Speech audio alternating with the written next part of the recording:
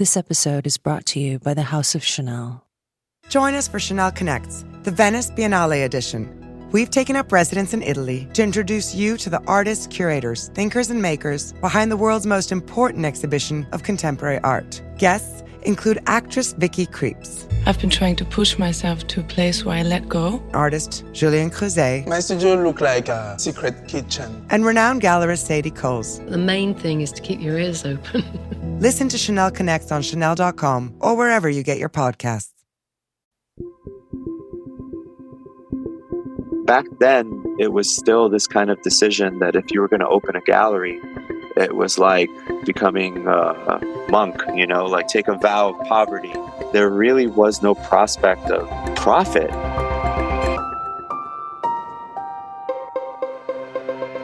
I'm Eileen Kinsella, and this is The Art Angle, a podcast from ArtNet News where the art world meets the real world, bringing each week's biggest story down to earth. It has been 17 years since James Fuentes first opened a gallery under his own name. In the years since, he has carved out a unique position in the contemporary art world, representing an eclectic mix of older, sometimes overlooked artists alongside younger, buzzed-about names. Prior to that, he worked for a handful of high-profile gallerists, including Jeffrey Deitch, whose eye he first caught with an ambitious pitch for a reality television show about artists, an idea that was way ahead of its time, especially considering it was the early aughts. As a gallery owner, Fuentes has been a mainstay of the Lower East Side, which happens to be the same area where he grew up. Between his first smaller gallery on the appropriately named St. James Place and later at a larger location on Delancey Street, he has watched the shifts in the neighborhood, whether it was the micro-trends of galleries that flocked there and then left, or kept shifting to different corners of the area. Amid all of the changes, he still regards the Lower East Side as a thriving and incredibly diverse place to live. Last year, James joined the ranks of East Coast dealers heading west to open a gallery in Los Angeles as the art scene there continues to evolve and grow. And just as he is set to mark the one-year anniversary on Melrose, another major change is happening, a big move across town in New York to Tribeca in a 3,000-square-foot ground floor space on White Street. I caught up with Fuentes to talk about growing up in New York City during the heyday of hip-hop and graffiti art. Fuentes also talked to me about his approach to the art business and the expansion of his own gallery business, alongside the broader growth and changes in the art world at large. Hi, James. Welcome to The Art Angle. It's nice to see you. Nice to see you too. So let's start at the beginning. I understand that you grew up in New York City on the Lower East Side. You had parents who immigrated here from Ecuador, and you later moved to the Bronx. I was curious about how your childhood in New York City and even the difference between living in those two different boroughs, how did that shape you? It's a really interesting thing to have grown up in the Lower East Side and such a historically iconic immigration portal to the United States. I feel like I was really lucky and very much informed my perspective. I think inherently living in a place like that allowed for me to have a real appreciation for diversity from day one. The neighborhood was a very, very equitable mix of Jewish community, Chinese community, Latino community. And from my earliest memories, that was like the norm, which is pretty amazing, when I really think about it. So I was born in 1977. So my early consciousness was in the early 80s. And some of my earliest memories also allowed for me to witness really important cultural phenomena. I feel like I was able to observe the genesis or the environment that created hip hop and graffiti and other subcultures. There's also quite a big punk sort of alternative scene as well. And that was also extremely diverse. People like Africa Bambaataa were mixing ethnic music with craft work. And I think it really embodies that cultural convergence, So the witness to this cultural phenomenon, this appreciation of diversity, and also just kind of an acceptance or an appreciation of the speed of New York's evolutionary cycle. I know certain street corners as maybe under 8 different chapters And I think that also like really has informed my perspective as a gallerist. You're really lucky to be able to be in the heart of all that while it was happening. Yeah. I was really lucky, as was everyone else who was living there. And I formed a friendship over the years with many people who grew up in the Lower East Side. And it's really nice to talk about those days and that experience. It was definitely cool.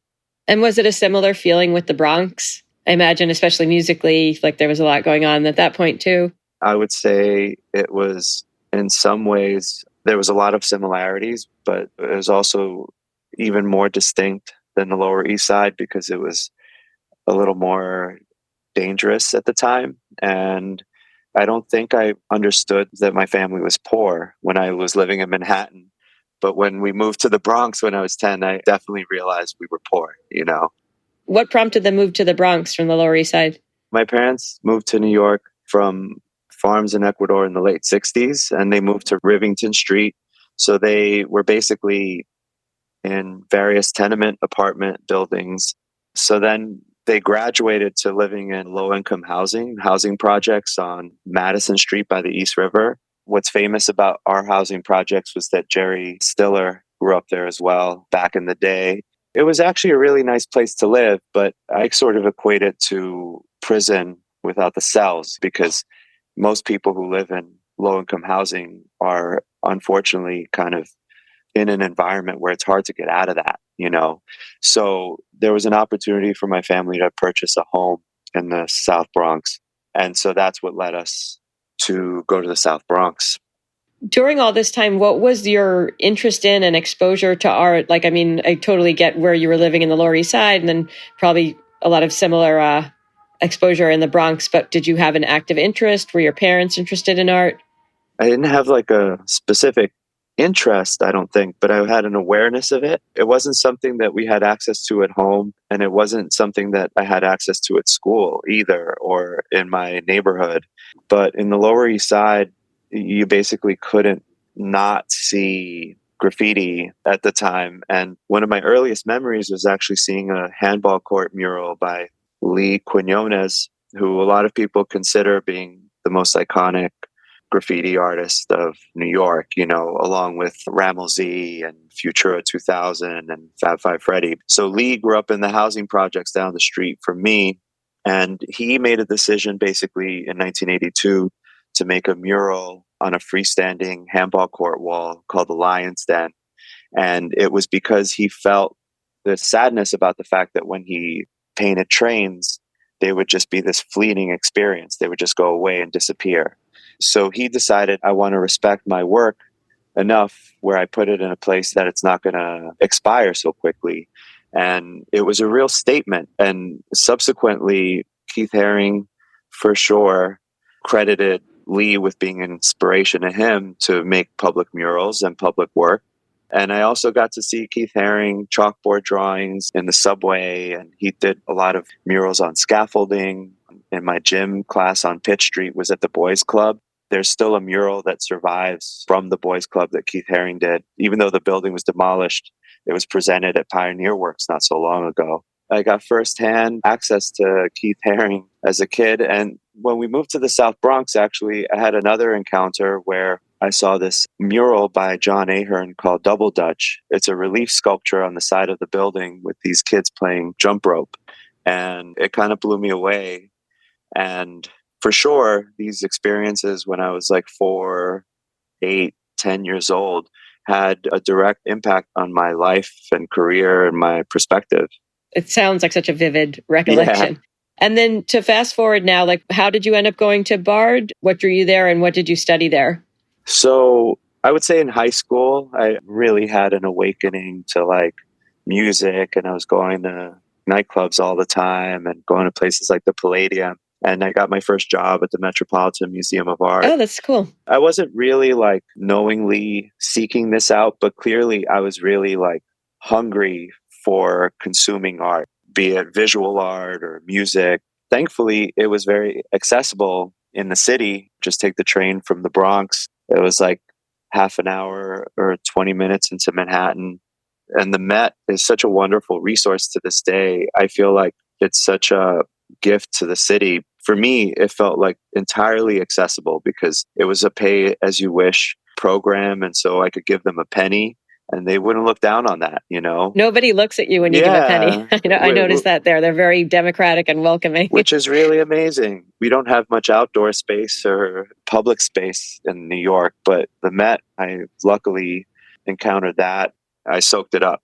So I think like in my sort of like cultural awakening in high school, it became clear to me that the way to get out of the South Bronx, or of like the fact that I didn't have access to the art that I was starting to appreciate and love, I needed to find a school, like a college, that could fulfill that curiosity and interest. And that's how I found Bard College. What did you study there? What were you focusing on? I zigzagged between all these different things, but I graduated with a combination degree in anthropology and experimental film. And I was also loitering quite a bit at the Center for Curatorial Studies. So I think I got the idea of curating as a concept by spending time there. You never considered being an artist, or did you take any art making classes? I made films and videos, and I did a video artwork for my thesis. And on my thesis committee, Barbara S. was one of the committee members, and Leah Gilliam, a video artist, and Peggy Awesh, an experimental filmmaker. And I think the work that I ended up making impressed them enough for them to suggest that when I moved back to New York City, they said, James, you should look up the Public Art Fund and you should look up Creative Time, because I think that they do things that overlap with your interests right now in video art. And so I called Creative Time and asked them to exhibit my work. Thankfully, they didn't hang up the phone on me right away. And Pasternak then ended up becoming my first boss. Oh, wow. She's now running the Brooklyn Museum. Right. So that was my first job right out of school. So there was a lot of like coincidences leading to other opportunities, and just kind of fumbled my way into what was ultimately a career path. That sounds serendipitous, though, connecting with Anne. Oh, for sure. Yeah, Anne and Creative Time. That was amazing. And what was next? Well, I went back to the Met for a more secure job. So I became a security guard at the Metropolitan Museum of Art.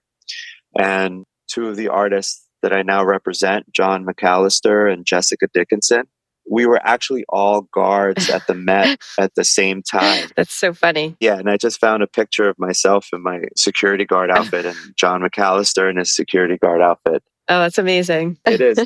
But, back then it was like a nice, secure job with benefits.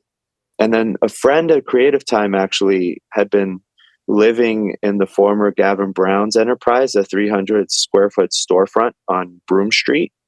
So he had gotten into Harvard to go to the Graduate School of Design. And he was like, James, I know you're looking for an apartment.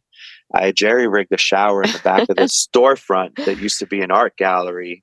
Do you want to rent it? Wow. And back then, I was looking at all kinds of options. I was going to live on a tugboat. I was going to do this. I was going to do that. And renting a gallery / apartment sounded really cool. Yeah. So my very first version of an art gallery was many years before this more real version of the art gallery happened. It was down on Broome and Varick. And down there, I got to meet Gavin Brown, Jeffrey Deitch, Mitchell Algus, and Colin DeLand. Wow. It was a really tiny art world back then. I imagine meeting Deitch was instrumental for you, because I know you eventually worked for him. But tell me about next steps and progression. Next steps and progressions are like early 20s. And I was kind of finding my way after September 11th. I curated a show immediately after September 11th. An artist who I co-curated the show with had borrowed some Basquiat works and then forged them and sold them. And it actually led to one of the first exhibitions I curated that received any attention, because once he was imprisoned for forging Basquiat, his name is Alfredo Martinez. Oh, yeah, I've heard of him. Yeah. And so then he started sending me drawings from jail. And so I curated my first show with him called The United States of America versus Alfredo Martinez. And it's the first time people like Jerry Saltz came to see a show that I did. It was at your own space? It was after that space closed. And so around the same time, I also met a community of galleries that were just starting to open, gallerists that were my age, Zach Foyer, Oh, right. Okay. Jane Haight, and Janine Fowler, who had a space called Wall Space. Jane just founded a museum called Cara in the West Village. So around the same time, and this is kind of in between time in my early 20s, I met some really amazing peers that I would then kind of subsequently be able to build on, because I was kind of like flying in the dark completely on my own until then. Before I jump into like your official life as a gallerist, can we talk a little bit about the reality TV show Art Star? What happened and how that played out? So I had a background in filmmaking as well from Bard College, and I had met Jeffrey Deitch at an opening at Leo Koning's first gallery in Greenpoint. I really loved public access television at the time, and I felt that the Manhattan Neighborhood Network was the most underutilized resource in New York at the time, because it's on every cable subscriber's television in New York, but it's all really kooky stuff on there, you know? And so I thought, wouldn't it be interesting to do something high production value for public access television? And so Jeffrey Deitch and I kind of came up with this idea of him hosting a show on public access television. This idea kind of sat for a while, and then I met this former MTV executive, Abby Turkuli, who I pitched the idea to, and then he suggested we take it to real networks. So we had meetings with everyone, like Andy Cohen at Bravo. We had meetings with HBO. And I remember thinking at the time, this is like 2003 or so. I'd been in New York my whole life, but I felt like I was in a play or a movie about a young person in New York trying to make his way, you know, when I was like trying to pitch this television show to people. We didn't get rejected by everyone. We got a development offer from HBO. And then what Abby explained to me is that in order to even get to pilot, you have to go through a development process first. So we could take this development deal with HBO, but there's a chance that it might not ever even go to pilot. And then even if it goes to pilot, it might not ever see the light of day as a series, you know? So then this burgeoning HD network called Gallery HD, which was on the Rainbow Media Network, approached us with $1 million budget for 8 episodes of television. Wow. Yeah. Which basically is maybe for 8 hours of television, it's a small budget because $1 million is like 30 minutes of television. He was like, look, it's a relatively small budget, but at least we will be able to do it. So we kind of took the shortcut there, and it was like early days for HD television. Now everyone has an HD TV, and it's crazy because it is a long time ago now. It broadcast in 2006. Okay. At the time, there was only 11 million HD television owners in the United States. So we made this reality TV show called Art Star, where Jeffrey Deitch is the front person, but nobody saw it. Okay. I was going to say, does it live anywhere? Does it like still exist? For a minute, you could get it on iTunes and stuff. I think it's circulating out there somewhere. There might be snippets of it on YouTube. It was a really interesting project. It made the cover of the arts section of the New York Times. The Bruce High Quality Foundation actually formed in order for them to audition for the Art Star. So much interesting art history here. Yeah. Jenna Gribben also auditioned. Was it a contest style format? Was that the idea? Kind of like Top Chef, but for art? Basically. Okay. Yeah. It was weird. And it was far from the cool idea that we had for public access television. But the other sort of lesson that we learned is that by the time you introduce a concept into the entertainment industry, to television or film, you're lucky if you even recognize it by the time it actually gets produced and goes out into the world, you know, which is why artists like Jim Jarmusch and stuff, who have like really intense creative control over their work, it's really worth its weight in gold. It's very rare. Reality was the genre at the time. We just kind of had to fit the mold of what people were interested in at the time. Do you think that it might be easier to push through an idea nowadays because the art world is so much bigger, or do you still think that kind of constraint of like how unique art is? I feel like it still exists in its own sort of silo, even as music and some other things get more mainstream. Like, do you think it would be any easier to do something like that nowadays? I don't think it would be much easier because even before I got to the public access idea, I had really tried to research the intersection between art and television. I was obsessed with Nam June Paik. I was obsessed with Chris Burden commercials from the 70s. And I learned about this German person named Jerry Schum, who created a program called TV Gallery in Germany. And the archive of this is at Electronics Arts Intermix. What he did was he convinced German television to give space to avant-garde artists like Joseph Beuys and Gilbert and George and stuff.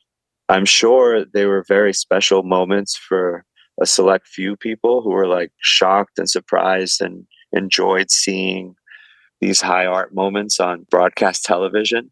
But I think it actually like was a complete failure. In fact, Jerry Schum committed suicide. Oh, terrible. So I don't know. I think like the stigma of television might still be too strong. But I do think we're in a new paradigm where selling out is not as lame of a concept as it used now to be, yeah. as it maybe was. Yeah.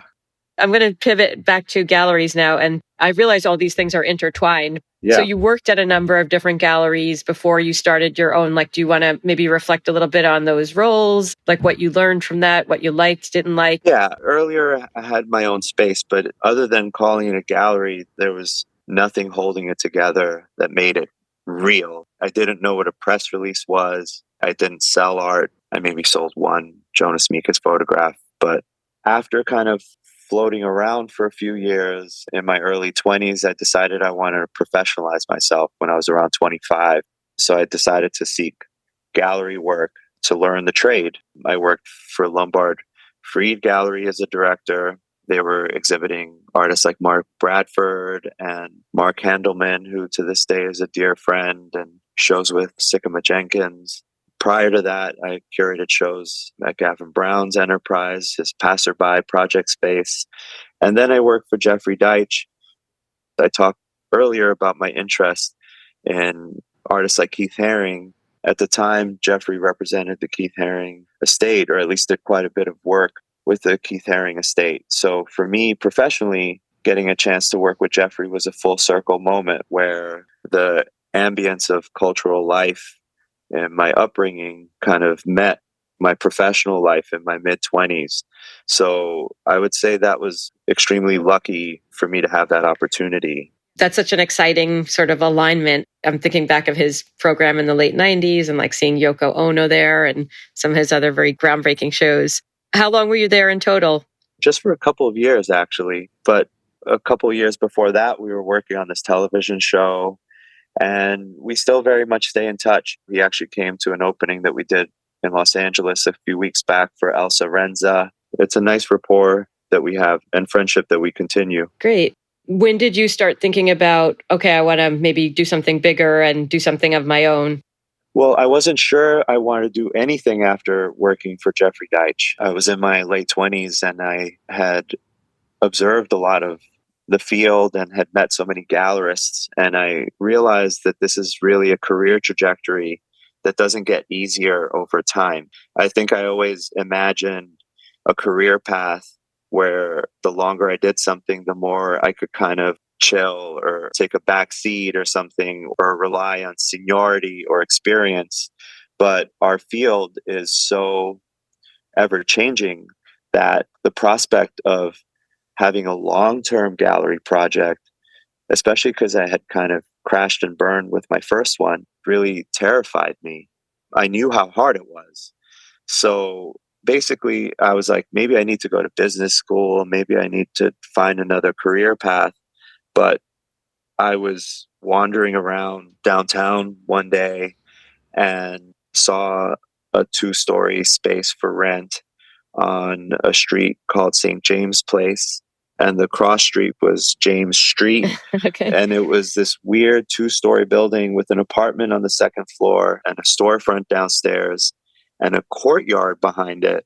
And I was like, I must be dreaming. This can't be real. Like, I was out of work, unsure with what to do with my life. And then this space presented itself. And my girlfriend at the time was working with Andrea Rosen. Her name is Branny Jones. And I called her while she was in Basel. And I was like, babe, I found the space. Like, it's going to be great. We're going to move in upstairs and I'm going to run the gallery downstairs. And she was like, go for it. I showed her how crummy the space was. And she was like, it's going to be fine. And then I was like, I promise you, we'll only have to live above the shop for 3 years. And it worked out that way. We only lived above the shop for 3 years, but the galleries never had a single investor. But I would say without the unwavering support of my girlfriend at the time, now wife and mother of my children, I don't know if I would have had the spine to jump in and do it.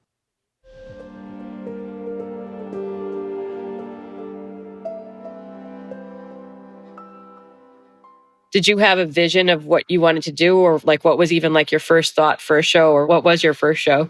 Oh yeah, I immediately envisioned the space being activated by shows. And one of our first shows, Got Snow, was picked up by Shamin Momin at the Whitney Museum, and she was immediately in the Whitney Biennial.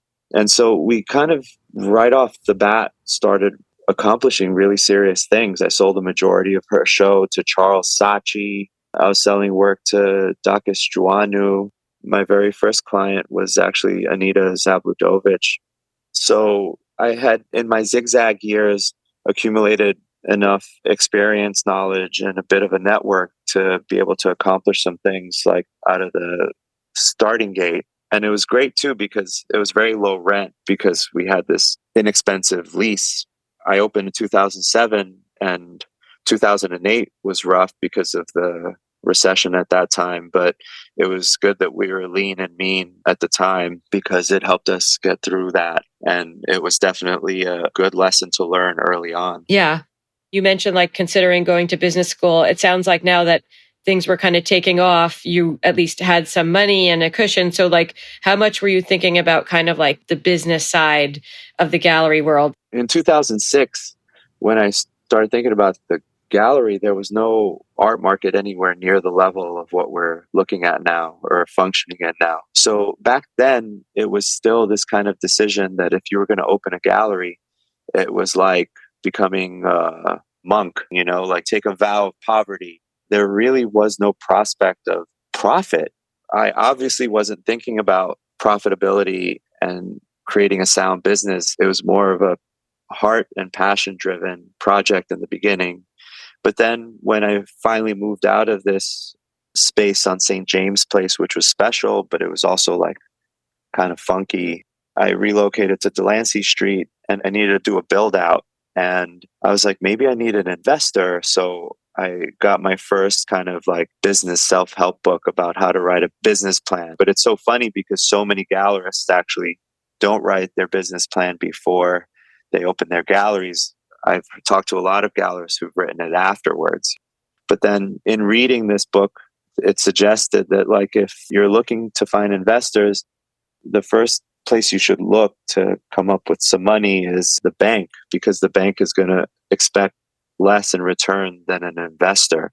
So I got my first small business administration loan in 2010 to help for the build out of Delancey Street when we moved there.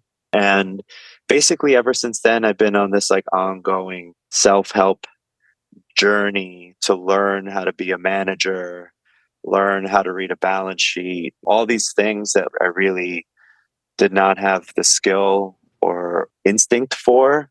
I've kind of become very proactive at trying to figure this out because I realized that was an essential part of keeping things going.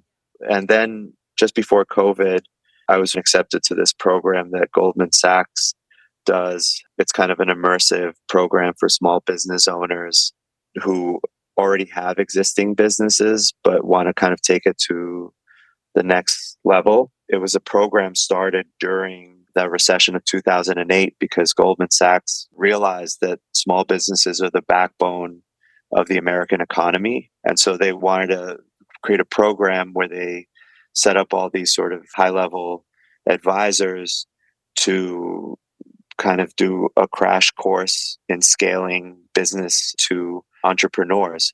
So I was enrolled in this program right before COVID. It's called Goldman Sachs 10,000 Small Businesses.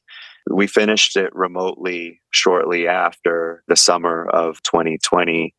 I would say that definitely gave me a little more scaffolding in terms of my ability to navigate a budget and think more analytically. I'm sure it changed the game for us. How has that shaped your philosophy, like on an ongoing basis? Like I mentioned in one of the earlier questions, I've always noticed that you have this very interesting mix of like some maybe older people that were perhaps didn't get their due during their lifetime or are still alive, and a mix of very buzzy names. Like I've seen a lot of your artists at the Whitney Biennial.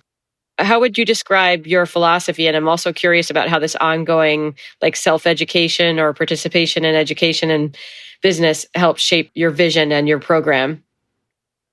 I maybe credit Bard to this framework of appreciating knowledge from every source you can get it from. The structure for the classroom is like a seminar structure. So you're sitting around a table, there's open discussion, there's no hierarchy. And then out of school, teachers like Amy Silman were just at the bar. And it was like this very fluid intellectual exchange that I basically kind of carried over and applied to like everyday life in New York City, which is not as forgiving as a liberal arts college environment. For sure, yeah. But there were enough friends from Bard College in New York City where you could kind of create that sort of bubble and that atmosphere. So I think that I was eager to create an extremely inclusive program from day one, but I don't know how intentional it was, to be honest. It's just the way I was, like inherently because of also my upbringing. I grew up in a really diverse community. I'm first generation American myself. And so I think a lot of my openness to artists, which maybe felt radical to the New York art world 20 years ago, now it's like par for the course. Now it's like what everyone's striving for. And I'm so grateful to be living in this time where this is actually the case. I never thought I'd see the day. Yeah, it's gratifying. Yeah, it really is. The fact that museums are taking actual initiative to correct the disproportionately low rate of women artists in their collection. The fact that Oscar Yeho at 25 had a solo show at the Brooklyn Museum, a British Chinese artist that we work with who lives in Brooklyn. These are things that like just were not happening enough or at all when I started my career. Yeah. So now you're like in the process of moving from Lower East Side to Tribeca. To look back for a second, I was thinking like, you must have so much insight. You had like a front row seat to watching this neighborhood change, both with respect to your art gallery and just culturally and on a socioeconomic level. Like, what has that been like? And what are your thoughts on the changes? It's changed a lot, the Lower East Side. Much of it remains exactly the same. How so? It's still a very large hub for immigration. Chinatown is so large. The housing projects haven't gone anywhere. Those are there forever. There's basically a stretch of a mile of housing projects along the East River between 14th Street and the South Street Seaport practically. So the Lower East Side still has managed to really retain the essence of what it always has been historically, since even like the iconic 19th century image of it, in my opinion. Yeah. I still see it. Everybody's like, oh, it's gone, it's gone. Although there's been this like kind of shift. The center of gravity for galleries is now Tribeca, but I still see a really thriving community in the Lower East Side, Henry Street being the epicenter of it now. And that's actually closer to where my first gallery was on St. James Place. It was like right around there with these flagship galleries like Miguel Abreu, who I have so much respect for, and 47 Canal and Emmanuel Perrotin. They're going to continue holding it down, Ramekin. So the Lower East Side has still really got it going on. It's just different. My moving to Tribeca really was a practical issue. My lease ends this year. And if somebody really did their analysis, like they could probably pinpoint the fact that gallery neighborhoods change every 10 years because that's basically how long leases last. Oh, that's so interesting. Yeah. As part of that, and maybe before I jump totally to Tribeca and talk more about that. You were on Delancey Street for how long? Since 2010, so 14 years. Okay. I was curious also, I kind of talked about the broader scene, but over the years, we've seen so many of these kind of micro trends of galleries flocking in and then leaving, or going out to Long Island during the pandemic. You've witnessed so much. So I just wondered what you thought of this movement of batches of galleries over the years. I basically really thought I was going to move to Tribeca the minute Alexander and Bonin moved to Tribeca, which was 2016. I'm very friendly with Carolyn Alexander. So I went to see her space and I was like, I like this. She told me the rent they were paying. It was this old school cast iron building. And I was like, wow, this has got a lot of potential. I had to work really hard to get people to St. James Place and James Street early on. That all I wanted for my next location is to be on a recognizable street where everybody knows where it is. And I felt that if I had moved the gallery to Tribeca back then, I would have felt stranded again because there was only one gallery there. I think there were other moments, particularly during early COVID, Delancey Street and a lot of the neighborhood and the Bowery and the Lower East Side, largely because of Sarah D. Roosevelt Park, which is probably the most concentrated drug haven in New York City, and because mental health services were shut down. And for all these reasons, Delancey Street felt really apocalyptic at the time in 2020. So I started looking again to move around then. I looked in Chelsea, I looked again in Tribeca, but part of me still felt very kind of attached to my location on Delancey Street. I really intuitively felt like I still had more work to do in the Lower East Side. And I also felt a responsibility as a business owner on Delancey Street to not abandon the neighborhood, not only within my immediate community, but also for the sake of my peer group, my neighbor gallery. So at that point, I was like, you know what? I'm just going to double down here. In fact, I asked my landlord if I could have another 20 years on my lease. I was basically like, maybe I'll just be like Russ and Daughters, where it's I'm just there forever. I'm just sweeping the sidewalk until I'm an old man. I did have that idea, but then the expiration of my lease now is coming to a close. And it just felt like the right move, 15 plus years in, it just seems like the right thing to mix it up a little bit. Yeah. Slightly bigger space in Tribeca. Also, for the first time in 17 years, to be centrally located in a real gallery district is exciting to me. Yeah. I think I owe it to my artists to finally put them front and center. And you're opening on the 8th, is that correct? March 8th? March 8th, big opening, grand opening. What's the first show? The first show is Kiko Saito. He moved to New York from Tokyo in the late 60s, and he set up his studio on Chambers Street, just a few blocks away.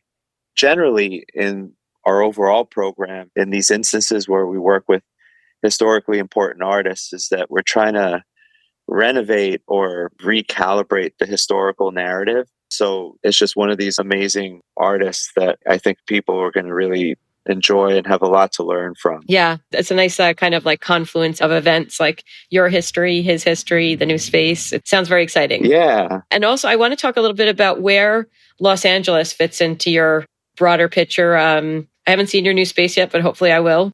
Tell me about Los Angeles and the sort of art world ecosystem and in your bigger picture. The idea came about during early COVID times. My wife now works at David Zwerner Gallery, and I learned about this neighborhood that the gallery was going to open a branch in Los Angeles. And when I visited, in early 2021, I got to meet this young guy who's developing the neighborhood that the gallery was going to be in. His name is Zach Lazary, and I really was blown away by his idea or vision of what he wanted to do in the neighborhood, because a lot of the buildings were kind of expiring furniture showrooms, and he wanted to create this little district that was an ecosystem of businesses like galleries, retail, restaurants, bars, a hotel, just so that if you go to an opening at a gallery, you can actually walk down the street and go to the after party. You don't have to get into your car. He had come from New York to Los Angeles to act and experience in Hollywood, but he kind of had this like New Yorker sensibility. He saw this potential in this neighborhood. And so the idea of opening a gallery there kind of started percolating then. And then I would go back frequently to visit, and I'd run into Al Moran from Moran, who has a gallery in the neighborhood. And at one point he was like, James, man, stop kicking the tires, man. Just like, just sign a lease already, Take the plunge, yeah. And take the plunge. And it was nice because actually in that instance, I realized like, I actually have a community out here. It's not such a crazy thing. It just felt like the right thing to do for the gallery. At that point, about 15 years in, there were artists signing up with galleries that I wasn't crazy about. And this kind of protected the strategy that we were developing with the artists in terms of their career path and what we wanted to do. So there was that thinking. There was like this access and conversation with the LA community of artists as well, which is compelling. There was like this beautiful space that I found that actually has nothing to do with Zach's project, but is within the neighborhood. Is that what they're calling Melrose Hill? Yeah, they're calling the neighborhood Melrose Hill because there's a really beautiful residential neighborhood called Melrose Hill, like a few blocks away. And so I fell in love with this space basically on Melrose that was triple the size of my space on Delancey Street, but it was about the same rent. Yeah, I hear this from a lot of dealers about how much more you get for your money out there. Yeah. And then my artists started looking at pictures I was showing them of the space, and they were like, you should go for it. There was a lot of reasons, and knowing I wouldn't be isolated in that neighborhood too, because we've got my good friends around the corner. We got Shrine, we've got Clearing, great galleries from LA like Chateau are opening. Emma Fernberger, who's a Bard alumni. Then David Zwerner, the flagship.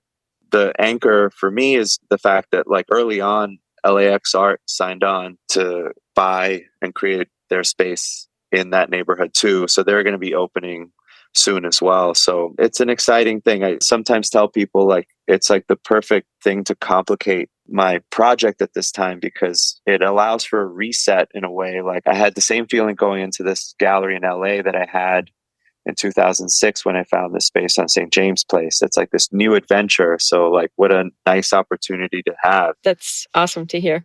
I figured it'd be a good time to ask you, like with Frieze Week on us, like what's your view of art fairs? What's your strategy in terms of how do you decide how many to do a year and how do you make choices about which ones?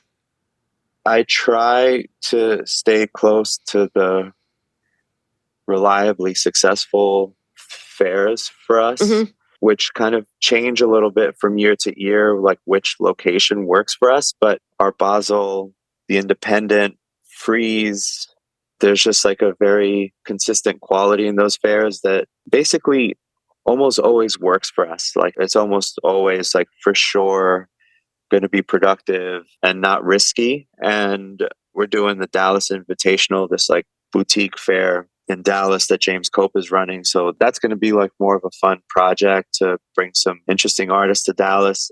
I'm a member of the ADAA. And so whenever we have the right project for that fair context, we also love doing the ADAA fair at the Park Avenue Armory. So yeah, basically like after my first Art Basel, we did a statements project in Switzerland with Amalia Ullman. It was a very production heavy statement and we had fabricators involved and all this stuff. And we basically didn't sell anything at the fair.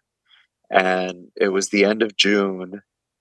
And I remember Cal and Alexander warning me about this. She was like, James, be careful, like, because these are really big bills to pay at the end of June, right before summer. And summer's slow. And if it doesn't work, it can really mess you up. So I came back from Basel, having not sold anything, being really proud of the project that we did. Amalia is a genius. We did this project and it didn't work. And I always thought like by the time I got to Art Basel in Switzerland, I was just going to be cashing checks. I really thought I'd made it. But then that fair, actually ended up doing the opposite. It really kicked my ass. So after that experience, which was around 2016, I decided not to do art fairs for a solid year or 2 years because I realized that I needed to get my infrastructure together a little bit more, be more prepared, and not jump into the fairs so intuitively and emotionally. Like I needed to be more practical about them. So that was an important lesson. I think that the fairs are important, but the way the fairs go, that all the center of gravity, like a couple of years ago, it really was Freeze LA. Yeah. And then last year, the center of gravity was Seoul in Korea. This year, it was Mexico City. I don't know if any other fair this year is going to have the heat or thunder. Oh, wow. Interesting. From what I've heard, at least as far as like FOMO is concerned, Yeah. like I wish I'd gone. Okay. You know? I think the hot points are always going to move, you know, for fairs and like in terms of like the magic and like the productivity and all of these things. But ultimately, it just makes sense to do what's right for the business, and it's different for everybody. Yeah, that is interesting that it's such a shift, because I guess I always think of like, oh, Freeze LA is still really hot. But then again, I'm not a dealer, so there's probably a lot that I'm not seeing. Yeah, I'm sure it's really hot. But then Mexico City just kind of, I think a lot of people had gone there who had never gone there before. So there's just kind of this critical mass that happens and like all this offsite programming. And also now there's this like really nice exchange between Mexico City and LA as well. You know, in a way, Mexico City's success probably had a lot to do with the success of Freeze Los Angeles when you actually really think about it. For us, like Freeze LA feels totally mandatory now because we have a space in LA and it's such a wonderful program. And yes, they've created this like undeniable center of gravity in Los Angeles. I wonder if this influx of galleries would have happened without it. Yeah, Probably that's an interesting point. not. It's amazing what impact fairs can have. Yeah, it does feel like there's so much energy on the LA scene right now. Well, James, thank you so much for all your time, and congratulations on the Tribeca space. We're excited to see what you do there and elsewhere in your galleries. So thank you again. Thank you so much, Eileen, and thank you for hearing me out. I hope I didn't talk your ear off. No, it was great. We enjoyed it. That's it for this week's episode. If you like what you heard, you can subscribe to the show on Apple Podcasts, Spotify, or wherever else you get your podcasts. Also, take a moment to rate and review us. It will help other listeners discover what we're doing. The Art Angle is produced by Sonia Manalili and Caroline Goldstein. Thanks for listening, and see you next week.